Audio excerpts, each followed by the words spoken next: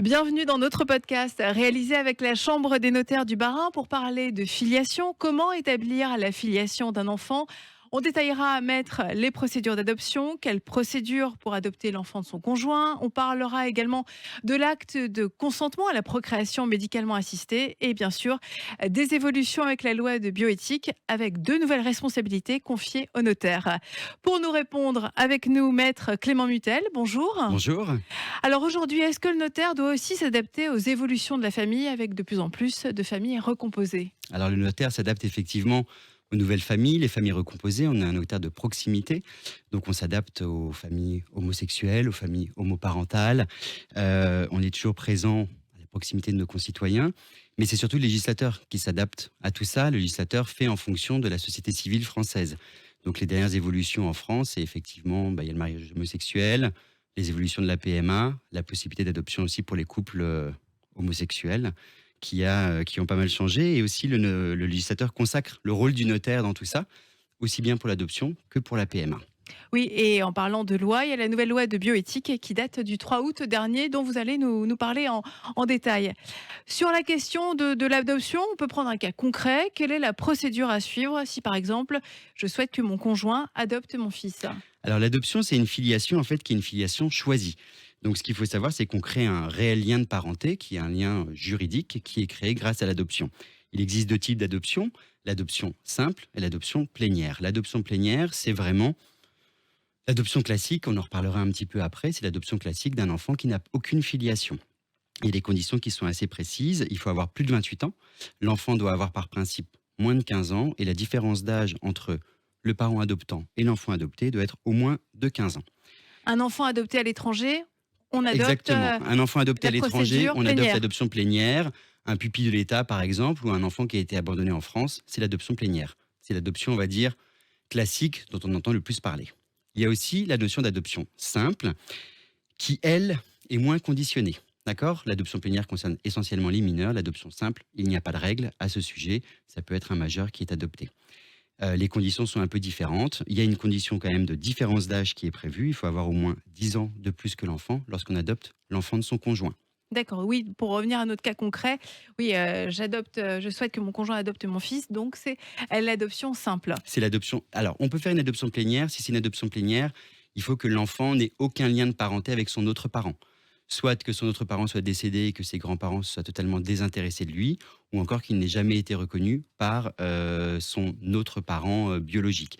Dans ces cas-là, l'adoption plénière sera possible sous réserve que l'enfant ait moins de 15 ans, ou éventuellement moins de 20 ans, s'il y a eu un accueil dans le foyer pendant 5 ans avant les 20 ans. Donc on est plus rarement sur une adoption plénière, le plus souvent sur une adoption simple dans ces cas-là. Donc c'est une procédure qui est envisagée quand le conjoint n'a par exemple pas d'héritier et qu'il souhaite transmettre une partie de son patrimoine à son beau-fils. Ça permet effectivement justement d'envisager des transmissions simplifiées dans ce cadre-là. Alors, on peut avoir des enfants, on peut avoir d'enfants. Alors c'est vrai que d'une manière pratique, c'est assez rare que des gens qui ont déjà des enfants adoptent en adoption simple l'enfant de leur conjoint, sauf s'il y a des liens filiales qui se sont créés, on va dire des liens d'affection particuliers qui se sont créés, mais ça permet justement de simplifier la transmission, parce que dans le cas d'une adoption simple, on va créer un réel lien d'héritage qui va être prévu directement dans le cadre de l'adoption. Et en plus, quand on adopte l'enfant de son conjoint, il y a aussi une question de fiscalité qui rentre en ligne de compte. Quand on fait une adoption simple, classique en quelque sorte, les enfants ont 60% d'impôts à payer à l'État. Par contre, dans le cas d'une adoption simple de l'enfant de son conjoint, là, l'enfant fiscalement est considéré comme un enfant biologique avec les mêmes abattements et les mêmes taux, qui est un taux en général à peu près de 20%. Donc c'est vraiment intéressant fiscalement de procéder ainsi. Et ça permet aussi, dans le cadre des familles recomposées, de simplifier la transmission et de prévoir une transmission globale, aussi bien pour les enfants, on va dire, communs du couple, que les enfants éventuels du premier lit, qui auraient été complètement intégrés dans cette famille. Donc l'adoption simple, ça peut être un dispositif fiscal intéressant. Ça peut être un dispositif fiscal intéressant, mais attention, il ne faut pas que ce soit non plus le seul but. Ce qu'il faut savoir quand même sous forme d'une adoption simple, c'est qu'on adopte quand même l'enfant et que cette adoption, ça crée un lien, même si on divorce, l'enfant qu'on aura adopté, même sous forme d'adoption simple, restera quand même en place. Donc, il y a effectivement l'intérêt fiscal, mais à la base, il faut toujours qu'il y ait un intérêt émotionnel finalement à créer ce lien de filiation, ce lien juridique. Il faut aussi quand même qu'il y ait le lien sentimental qui soit en place. Oui, S'il y oui. a un but purement fiscal, Oui, bien sûr, et c'est un geste qui a du sens, hein, bien sûr. Et donc, vous l'avez dit, l'adoption plénière est plus contraignante. l'adoption plénière est plus contraignante parce qu'effectivement, on supprime totalement tout lien de parenté, tout lien de filiation avec les parents biologiques. Donc effectivement, il y a un contrôle qui est plus important parce que cet enfant n'aura plus qu'une seule famille, sa famille adoptive. Donc ça supprime totalement tout lien juridique avec la famille biologique. Donc il y a un réel contrôle qui est fait, et c'est ce qu'on disait tout à l'heure, ça concerne essentiellement donc des enfants mineurs. On crée un nouvel acte de naissance, au niveau de l'état civil, il y a un nouvel acte de naissance qui est établi. On peut choisir même un nouveau prénom pour l'enfant, son nom de famille, son seul nom de famille, ce sera le nom de sa famille adoptive. Donc on est vraiment sur un contrôle plus important. On rompt tout lien avec une adoption plénière, on rompt tout lien avec sa famille d'origine, avec sa famille de sang. Pour les couples qui recourent à la PMA en raison de la présence donc d'un tiers donneur, hein, c'est pour un don de sperme ou un don d'ovocytes, il y a l'acte de consentement à la procréation médicalement assistée. Expliquez-nous, maître, en quoi ça consiste? Alors, ce qu'il faut savoir, la PMA, donc procréation médicalement assistée, ou l'AMP, c'est assistance médicale à la procréation. Ça, ça regroupe différentes choses, différentes techniques. Il y a soit effectivement le don d'ovocytes dont on est en train de parler, soit le don de sperme ou le don d'ovule. Il y a aussi simplement la FIV, la fécondation in vitro, où là, ça peut être les gamètes des parents. Si on utilise les gamètes des parents, il n'y a pas d'accord préalable qui soit mis en place. Effectivement, dès qu'il y a un don d'un tiers, donc soit don de sperme, soit don d'ovule, ou même carrément don d'embryon, c'est-à-dire que les deux parents sont infertiles, donc on passe par un don d'embryon. En plus de tout ce qui est formalité médicale précise, sur laquelle je ne suis pas compétent, il y a effectivement un consentement à donner devant le notaire. Ce consentement, donc, il est préalable, on doit le donner avant que l'embryon soit donc mis en place dans le corps de la maman. Et il a deux objectifs. D'abord, informer sur la filiation. Ce qu'il faut savoir, c'est que ce consentement-là crée une filiation. C'est-à-dire que l'enfant restera il y aura un lien de filiation qui sera créé entre ces deux parents, aussi bien la mère qui va accoucher que le père qui éventuellement n'a pas forcément donné son sperme. Donc on informe réellement sur la filiation qui est créée d'une manière définitive. Cette filiation ne pourra pas être remise en cause par principe. Et même le parent qui n'est pas le parent biologique de cet enfant, s'il devait refuser de reconnaître cet enfant, il engagerait sa responsabilité.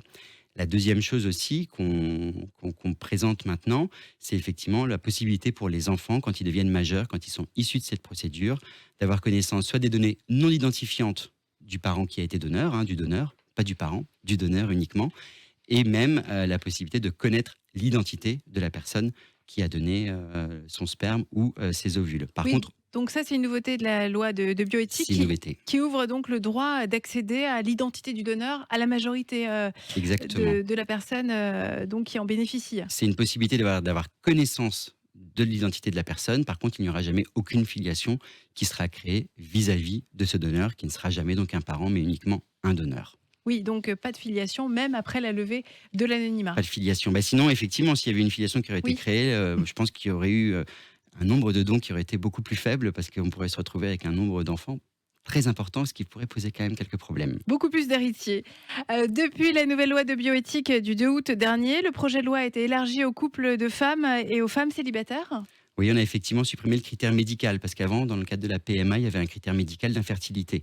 C'est-à-dire que forcément, il fallait que ce soit un couple, finalement, hétérosexuel, où il y avait une infertilité de l'un des parents.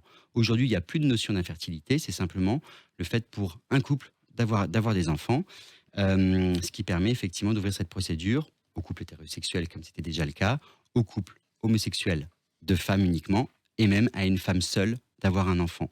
Ça, c'est effectivement possible. Ce qu'il faut savoir dans ce cadre-là, quand les couples de femmes viennent nous voir dans le cadre de ce consentement, il y a un élément supplémentaire qui est fait, il y a une reconnaissance de la filiation qui doit être prévue.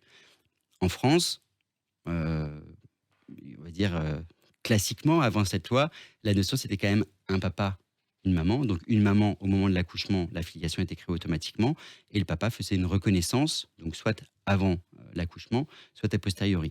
Là, pour une maman, ce qui est fait, c'est que pour la deuxième maman, celle qui ne porte pas l'enfant et qui n'accouche pas de l'enfant, il y a une reconnaissance de cette filiation qui est mise en place immédiatement, et c'est ce document-là qui est présenté à l'état civil et qui permet donc de mettre en place l'acte de naissance de l'enfant avec les deux filiations vis-à-vis de ces deux mamans. Oui, vous l'avez dit, il sera mentionné que les deux mères auront reconnu l'enfant à telle date devant notaire. Exactement. Et donc, on peut dire que oui, c'est un progrès. Les femmes lesbiennes et célibataires peuvent maintenant avoir recours aussi donc à la PMA en France, comme les couples hétérosexuels. Tout à fait.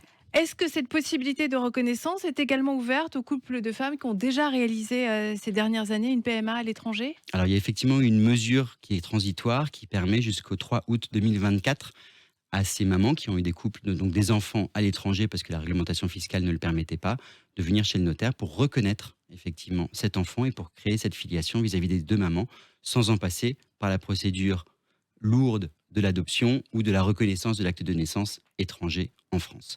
Donc ça, j'ai jusqu'au 3 août 2024 uniquement pour, entre guillemets, régulariser les situations antérieures à la loi. Parce que l'objectif de cette procédure, c'est bien d'éviter à la mère qui n'a pas porté l'enfant de passer par la procédure d'adoption. Exactement, parce que ce qu'il faut savoir avant, donc l'autre parent, donc le parent qui ne porte pas l'enfant et qui n'accouche pas, on peut appeler ça un parent d'intention. Sauf qu'en France, la notion de parent d'intention ne donne aucun droit juridique. Donc cet enfant n'était pas reconnu en tant que tel, ni juridiquement, ni même éventuellement dans la famille de ce parent d'intention. Donc il fallait en passer par la procédure d'adoption, soit de procédure d'adoption simple, soit de procédure d'adoption plénière, soit une procédure juridique lourde pour éventuellement reconnaître l'acte de naissance étranger. Donc aujourd'hui, il y a une filiation qui est créée automatiquement. Donc cet enfant fait partie de la famille totalement des deux mamans et donc avec l'ensemble des droits et des devoirs qui vont avec. Oui, parce qu'avant la nouvelle loi de bioéthique, des couples qui avaient recours, des couples de femmes qui avaient recours à la PMA dans un pays étranger, pouvaient se retrouver dans une situation où si certains membres de leur famille n'acceptaient pas l'enfant à naître, pouvaient demander à le déshériter. Maintenant, ça, c'est plus possible. Ça, c'est plus possible parce qu'effectivement, la situation fait que la filiation est mise en place d'une manière classique, comme n'importe quel enfant. Donc automatiquement, cet enfant devient enfant du couple et donc enfant de ces deux familles. Avant, c'était pas tellement une notion de pouvoir déshériter l'enfant, c'est que cet enfant ne faisait pas partie de la famille du parent d'intention, donc il ne pouvait pas, il n'héritait pas de ses grands-parents ou de quoi que ce soit, sans qu'il y ait une volonté réelle de ses grands-parents ou de ses parents de le mettre en place. On voit que la loi de bioéthique a évolué pour les couples, les couples de femmes lesbiennes, mais pas d'évolution pour les couples homosexuels hommes pour la reconnaissance de filiation. Alors non, pas d'évolution, parce que forcément, par définition, pour avoir un enfant, il faut forcément une maman, aujourd'hui, biologiquement parlant. Donc la seule possibilité pour les couples d'hommes, c'est d'en passer par la GPA, la gestation pour autrui. Et aujourd'hui, la GPA n'est pas légalisée en France. C'est quand même, pour l'instant, c'est un mur qui n'est pas encore franchi, hein. Donc il n'y a pas de possibilité en France en tant que telle pour un couple d'hommes d'avoir des enfants. La seule solution, c'est d'en passer par l'adoption, plénière éventuellement, qui est ouverte aux couples homosexuels, gays ou lesbiens, ou alors d'aller à l'étranger en fonction de la législation applicable à l'étranger, de revenir en France et de mettre en place une procédure d'adoption simple ou d'adoption plénière. La loi bioéthique, en plus, a un petit peu fermé la possibilité de la GPA parce qu'il y avait des jurisprudences un peu changeantes en la matière, mais aujourd'hui, la loi bioéthique précise bien qu'il n'y a pas de possibilité automatique de retranscrire l'acte de naissance étranger en France. Donc même si à l'étranger, les deux papas sont indiqués comme étant les parents de cet enfant, en France, ce ne sera pas automatique parce que c'est comparé à la loi française qui ne permet pas ça. Donc pour les cas de mère porteuse, c'est encore compliqué. Les cas de mère porteuse, ce n'est pas autorisé en France. Voilà. Donc c'est forcément derrière une régularisation en passant par une adoption simple ou une adoption plénière. Parce que la France ne veut pas indirectement autoriser finalement la GPA. Merci Maître Mutel pour toutes ces précisions sur comment établir la filiation. Merci. Merci à vous.